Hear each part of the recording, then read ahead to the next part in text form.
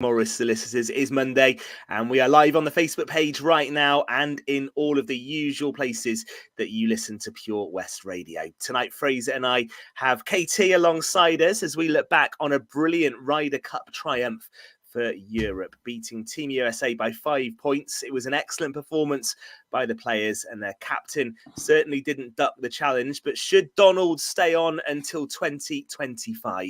We'll put that and more of your golfing questions to KT.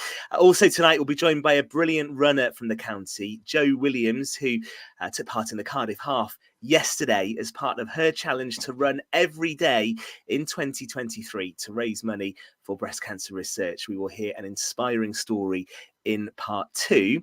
We'll get some local football, some VAR chat, no doubt, and a look ahead to a crucial Rugby World Cup game for Wales to come this weekend. So let's crack on. Fraser and KT in the studio. Evening to you both. KT, I think you had a weekend, no doubt, in front of the golf. Yes, I did. Listened and watched various different times. I've not stopped smiling for about 18 hours, which is difficult in the middle of the night when you're sleeping. But it was just a tremendous tournament, a tremendous atmosphere. I don't think I've seen so many chip-ins in golf in any tournament before that one. It was an amazing weekend. And, well, we talked about it last week, didn't we? And we talked about Luke Donald. I mean, his strategy throughout the week was just nigh perfect. I mean, that decision to have the foursomes on the first day, absolutely out fast. And, you know, I was talking to Greg Allen from Irish radio, and he said, you know, from the start, Luke Donald's mission was not just to win this thing. It was to try and beat the Americans by the maximum score, to try and right the rights after Whistling Straits. So that mentality was with the players from the start. It wasn't, we're playing against the world's best here. It's, we're going to beat them by the biggest score and out first and out fast. What stood out for me, KT, actually, is as any European fan who grew up in the 90s, there's still a few nightmares from Brookline. When they were actually they were ahead for 2 days, but Mark James really kept his strong players throughout the first 2 days. As a result, a lot of rookies hadn't hit a ball till the final day. They were ruthlessly exposed, and America stormed back. And when Europe whitewashed that first session at 4-0, I thought the temptation would have been to go out with those 4 pairings again and really hammer the nail home. Instead, he resisted the temptation, he stayed calm, and he made sure at the end of day one, all the European players had got out on the golf course. And I thought that was critical. And by the time it came to day 2 and at the end, day 3, people like McIntyre, people Alberg, of course, you know, a rookie, an amateur not long ago. You know, these people have been exposed to the pressure, being exposed. I thought that was superb captaincy. Yeah, very much so. I was worried about the Rose McIntyre partnership because we talked last week, and I was talking about solids, backup players, and gamblers. And you had a backup player, in my opinion, in Rose. In the end, he was solid. Playing against this young lad McIntyre, who has tasted success on the European tour, but is new to this sort of atmosphere. And he struggled the first match, but he grew during the tournament. And blow me, he won the singles at the end. Okay, it was late on; it didn't matter quite so much. But I was so proud of him for that because I know the guy. Well, I've met the guy, put it that way, and he's a gritty competitor. He played shinty as a youngster up in Scotland. And if you know what shinty is, it's like hockey on steroids. You know, people get hurt every match. But so he's used to the tough competitive team game. Actually, another shrewd move there because McIntyre had won in Rome previously. Correct. No one was aware of that. So another shrewd bit of very good point. Anyway. Just on Donald's captaincy, you spoke last week to us, KT, about the style of captain he would be, and he certainly didn't disappoint. And we've seen the calls from the players, haven't we? Literally, they were singing it 2 more years. We were talking off air just now. Is there anything in you that says Donald should go to New York in 2025 and lead this team? Is there any case for that? No? Nothing at all, because it's almost relying upon the success you've just had. Let's move forward and let's get that success with a new captain. Things move on and things should move on. And that's my opinion.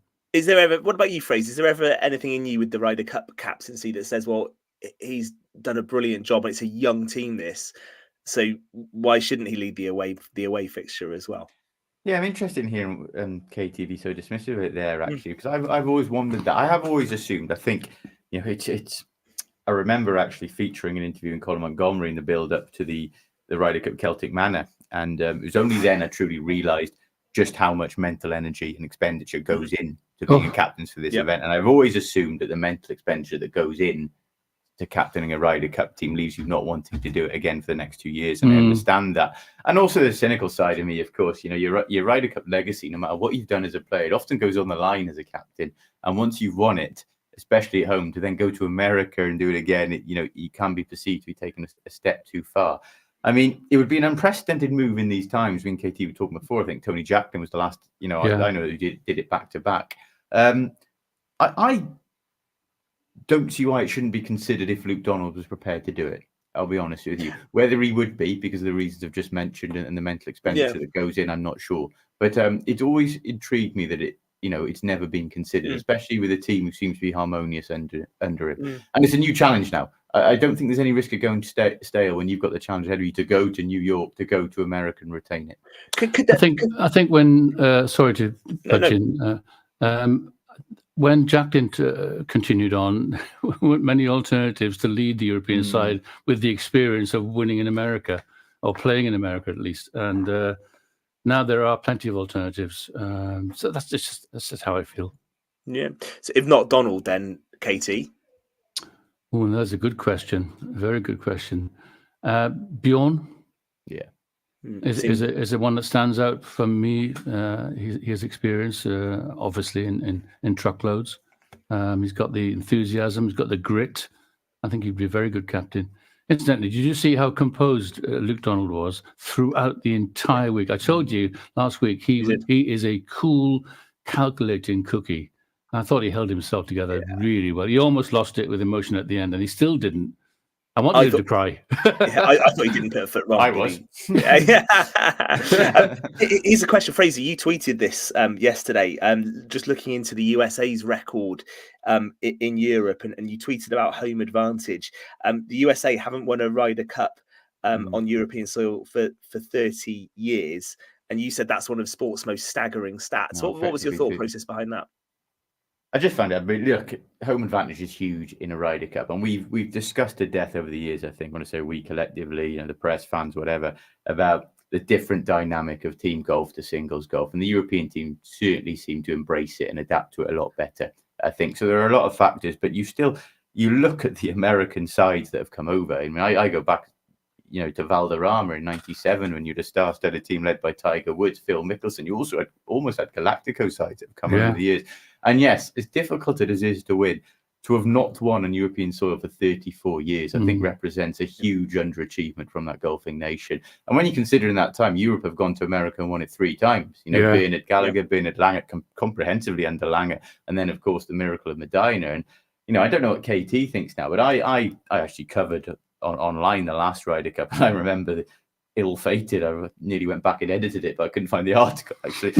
I remember saying at the time that the age dynamic of this American team and the makeup of it had the potential to dominate for years to come. And I included this event in Rome in that. And then I looked at that European team, and you had a Westwood, you had a Poulter, you had a Garcia, 3 players. Well, Garcia played very well in Western States, but 3 players certainly towards the end. You know, and I worried for the future. I look at a completely different dynamic now. I look at Hovland coming through. I look at people like McIntyre. I look at the rookies and think, okay, all of a sudden, Justin Rose was maybe our only one who you could probably look at as a sentimental experience pick, and that paid dividends. You know, 1.5 points, and he fought to the end of Canada. Yeah, and so is the dynamic changed now? Well, first of all, look at the rookies that played on the European side that play in America currently. That tells a lot. I mean, Hovland's obviously a very strong man, and the new boy Aberg, he's brought up in America, college golf. Straka plays in America. So that's the difference these days. It is a very interesting dynamic. Go on, Fraser. No, the question I had for KT as well is as we go to New York in 2 years' time, where do the US go? Some mention for Tiger to captain the US team. Is that the answer? No, I don't think so either, Fraser. I don't think so either.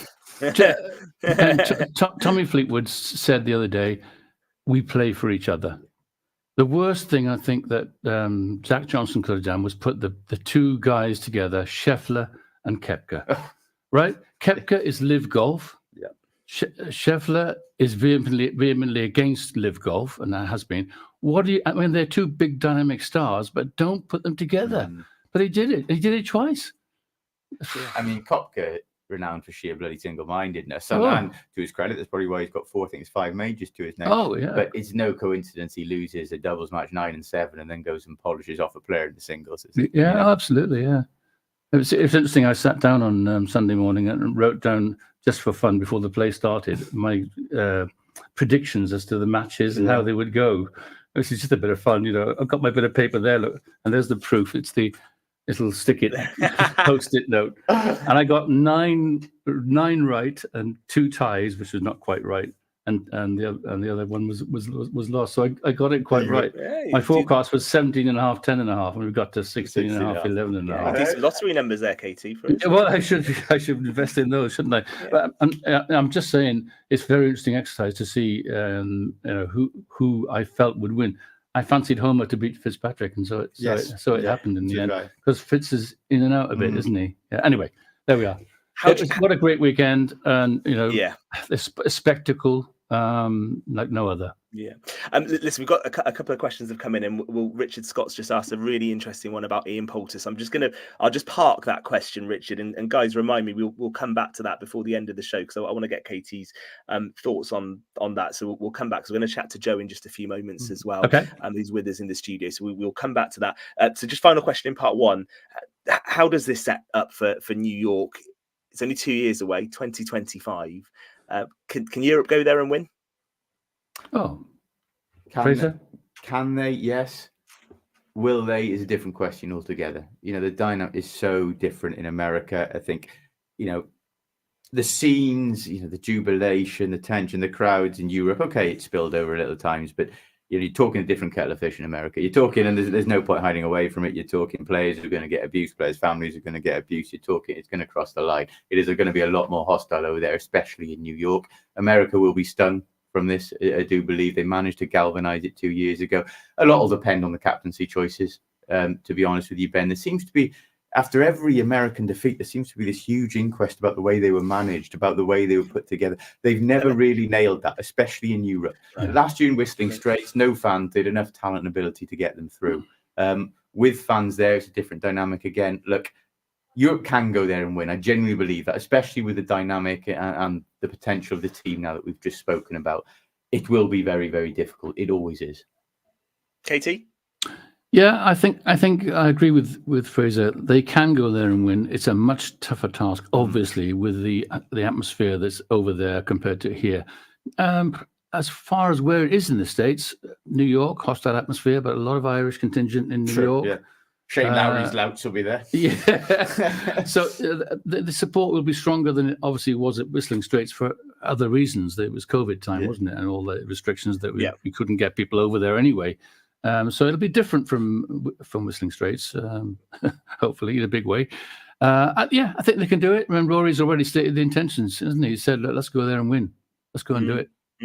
Okay, we'll come back, and we've got a few questions that have come through, which we'll put to KT before the end of the show, and to Fraser as well. And we're going to talk to Jo about a brilliant running challenge that she's doing to raise money for a fantastic cause as well, which is Run Every Day in 2023. I just want to ask as well, a couple of nervous Wales fans ahead of the weekend. How are you feeling with Georgia to come, chaps? All okay? Always nervous, mate. Don't rewind the clock too far back to find why we're nervous about Georgia. Sorry, I should have mentioned there, Ben, talking to golf, Alan Jones, of course, from Pembrokeshire, was on this show, representing the Welsh senior team in Scotland the other weekend. And I think just checking through here, 4 points actually from his 5 matches. So excellent performance from him in the home internationals. Yeah, great stuff. Well done, Alan. We had him on the show not so long ago. And I think we will have to stick a bit of VAR chat in as well after Tottenham-Liverpool at the weekend. So listen, we'll take a moment. We'll come back for part 2 of tonight's Pure West Sport in just a few moments' time. Eaton-Evans and Morris